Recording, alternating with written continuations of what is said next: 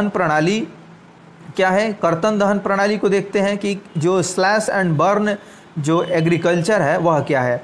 तो किसान ज़मीन के, आप इसको बार बार पढ़ चुके हैं, ठीक है, बार बार पढ़ चुके हैं, लेकिन इन सभी चीज़ों को रिपीट किया जाता है क्योंकि क्या है, ये इम्पॉर्टेंट है। हमने जब बेसिन यानी कि जब हम अमेजन बेसिन के बारे में पढ़ रहे थे उस टाइम भी कर्तन और दहन प्रणाली के बारे में हमने देखा था, ठीक है। तो आप जो ये स्लैश एंड बर्न एग्रीकल्चर है इसको ज़रूर याद रखेंगे, और मैं बार बार कहता हूँ कि आप नोट्स ज़रूर बनाएं, ठीक है। किसान ज़मीन के टुकड़े को इसमें क्या करते हैं, साफ़ कर देते हैं और उन पर अपने परिवार के भरण पोषण के लिए अनाज और अन्य फसलों को उगाते हैं, अन्य जो फसलें हैं उनको उगाते हैं। जब मृदा की उर्वरता कम हो जाती है तो किसान उस भूमि के टुकड़े से स्थानांतरित हो जाते हैं, यानी कि दूसरे जगह चले जाते हैं और कृषि के लिए भूमि का दूसरा टुकड़ा साफ करते हैं, ठीक है। अब इससे क्या होता है कि जैसे ही, क्योंकि वो इस्तेमाल तो नहीं करते किसी रसायन का, तो जैसे ही वो भूमि अपनी उर्वरक शक्ति जो है उसको खो देती है, ये लोग कहीं और चले जाते हैं और किसी और भूमि के टुकड़े को साफ करते हैं और वहाँ पर अपना कृषि करते हैं, ठीक है। तो इस प्रकार जो उत्तर पूर्वी राज्य हैं, यानी कि जो नॉर्थ ईस्ट का हमारा इलाका है, वहाँ पर यह कृषि की जाती है, ठीक है।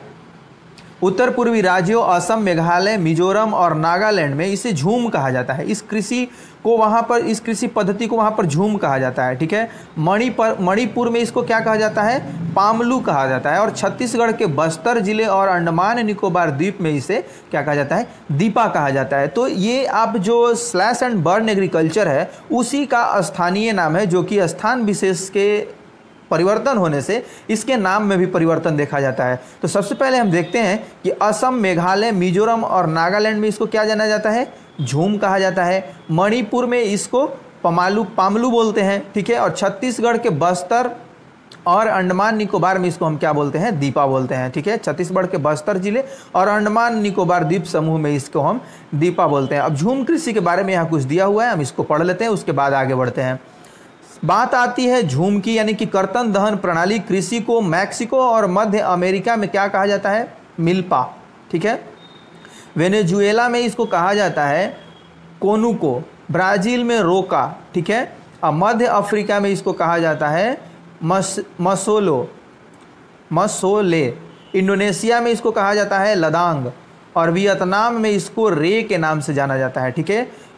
तो ये सभी जो विभिन्न नाम है इनको ज़रूर आप नोट डाउन करें। अब भारत में भी यह प्रारंभिक किस्म की खेती अनेक नामों से जानी जाती है, जैसे कि मध्य प्रदेश है, वहाँ पर इसको बेबर कहा जाता है, बेबर या दहिया। आंध्र प्रदेश में पोडू अथवा पेंडा, ठीक है। उड़ीसा में इसको क्या कहा जाता है, तो इसको उड़ीसा में कहा जाता है पमाडाबी या कुमान या बरिंगा, ठीक है। तो इस प्रकार से, यानी कि इसके हर जगह पर नाम अलग अलग हैं।